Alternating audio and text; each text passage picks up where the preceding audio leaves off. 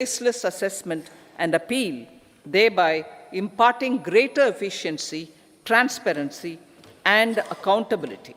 Introduction of updated income tax returns, a new Form 26AS, and pre-filling of tax returns have made filing of tax returns simpler and easier. Average processing time of returns has been reduced from 93 days in the year 2013-14 to a mere 10 days this year, thereby making refunds faster. Indirect taxation. By unifying the highly fragmented indirect tax regime in India, the GST has reduced the compliance burden on trade and industry. The industry has acknowledged the benefits of GST. According to a recent survey conducted by a leading consulting firm, 94% of industry leaders view the transition to GST as largely positive. According to 80% of the respondents, it has led to supply chain optimization, as elimination of tax arbitrage and octroi has resulted in disbanding of checkposts at the state and city boundaries. At the same time, tax base of GST more than doubled, and the average monthly gross GST collection has almost doubled to 1.66 lakh crores this year. States too have benefited. States' SGST revenue, including compensation released to states in the post-GST period of 2017-18 to 2022-23, has achieved a buoyancy of 1.22. In contrast, the tax buoyancy of state revenues from subsumed taxes in the pre-GST four-year period of 2012-13 to 2015-16 was a mere 0.72. The biggest beneficiaries are consumers, as reduction in logistic cost and taxes have brought down prices of most goods and services. We have taken a number of steps in customs to facilitate international trade.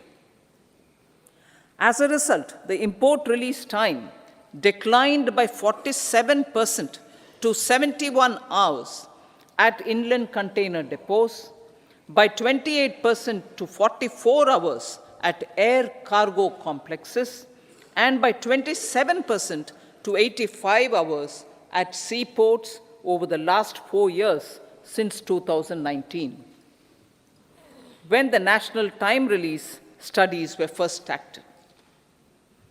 Tax proposals.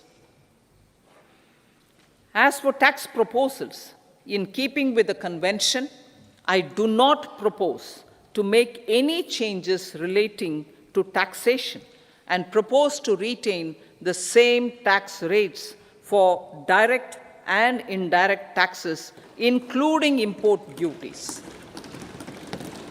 However, certain tax benefits to startups and investments made by sovereign wealth or pension funds, as also tax exemption on certain income of some IFSC units, are expiring on 31/3/2024.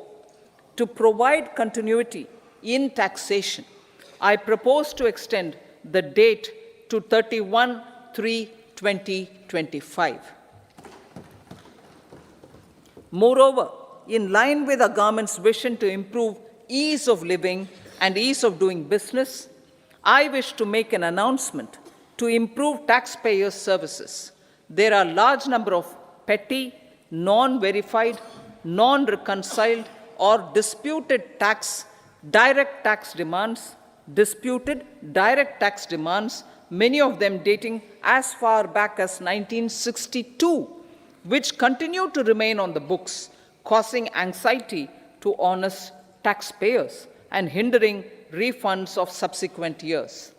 Honorable Speaker, sir, I propose to withdraw such outstanding direct tax demands up to 25,000 rupees pertaining to the period up to financial year 2009-10 and up to 10,000 rupees for financial years 2010-11 to 2014-15. This is expected to benefit about 1 crore taxpayers. 1 crore taxpayers would benefit out of this. Economy then and now. In 2014, when our government assumed the reins, the responsibility to mend the economy step by step and to put the governance systems in order was enormous. The need of the hour was to give hope to the people, to attract investments, and to build support for the much-needed reforms. The government did that successfully, following a strong belief of nation first. The crisis of those years has been overcome, and the economy has been put firmly on a high, sustainable growth path with all-round development. It is now appropriate to look at where we were then. I repeat, it is now appropriate to look at where we were then till 2014 and where we are now, only for the purpose of drawing lessons from the mismanagement of those years. The government will lay a white paper on table of the House.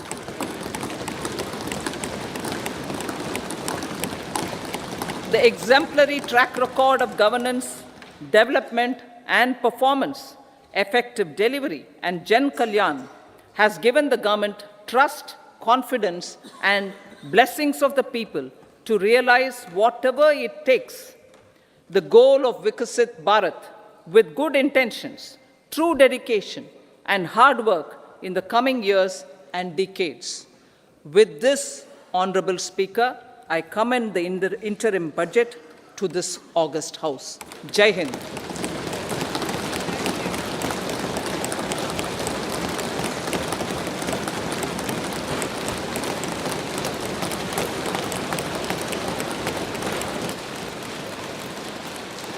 Item number 2, Shrimati Nirmala Sitharaman ji.